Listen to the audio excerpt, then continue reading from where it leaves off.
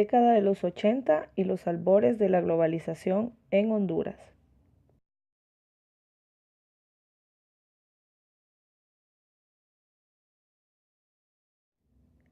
En la década de 1980 a 1990 se dieron una serie de acontecimientos en nuestro país que posiblemente hasta el día de hoy muchas familias recuerdan.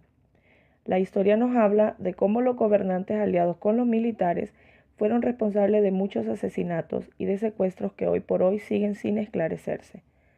En cuanto a la globalización en Honduras, podemos ver que lo que más afectó a dicho proceso fue el intervencionismo extranjero y la injerencia militar en la toma de decisiones del Estado. El 20 de abril de 1980, el Partido Liberal alcanza la mayoría de votos en la Asamblea Constituyente. El 2 de julio, la Junta Militar, presidida por el general Paz García, entrega el poder a la Asamblea elegida por el pueblo. El 30 de octubre de ese mismo año, Honduras y El Salvador restablecen relaciones y firman el Tratado de Paz. En mayo de 1981 aumenta la tensión en la frontera con Nicaragua entre los sandinistas y antisandinistas. El 29 de noviembre es elegido como presidente el candidato del Partido Liberal Roberto Suazo Córdoba y se inicia la preparación de la celebración de maniobras militares entre Honduras y Estados Unidos para hostigar al gobierno sandinista de Nicaragua. En 1981, el jefe de Estado de la República de Honduras, el general de brigada Policarpo Paz García, decidió entregar el gobierno a los civiles. Es cuando se redacta una nueva constitución por medio de una Asamblea Nacional Constituyente, la cual entra en vigencia en el año de 1982. Este año, el actual presidente, Roberto Suazo Córdoba, deja temporalmente su puesto por problemas de salud. Debido a ello, la influencia del general Álvarez Martínez aumentó en esa época.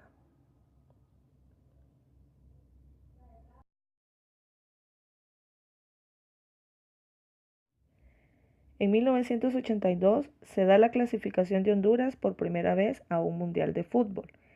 En marzo de 1983 se da la visita del Papa Juan Pablo II a Honduras. En 1984 el presidente Suazo Córdoba asume el mandato militar por la amenaza de un golpe anticonstitucional.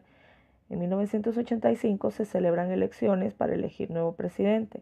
En este caso se le da el triunfo a José Simón Azcona. En enero de 1986 se da la toma de posesión del nuevo presidente electo, quien asume el poder con una gran deuda externa. En abril de 1988 se hace la primera extradición en Honduras. En este caso fue Ramón Mata Ballesteros, quien aún guarda prisión en Estados Unidos. Ese mismo año regresa al país el coronel Álvarez Martínez, quien debe esclarecer los crímenes y secuestros que se dieron durante su paso como comandante de las Fuerzas Armadas. En 1989 se realizan nuevamente elecciones, saliendo triunfador Rafael Leonardo Callejas.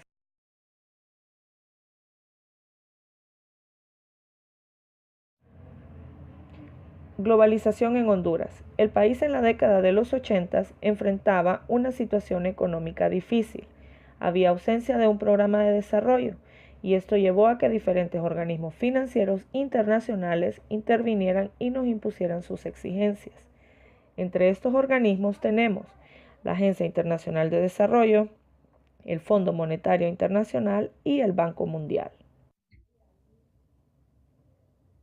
En general, durante los años 80 se presenta un proceso de recuperación y una economía lenta. Hay un déficit fiscal, el gasto público se incrementa dando origen al crecimiento de la deuda externa. Hay una dependencia de otros países. Decae la demanda de productos exportables ya que había mayor importación.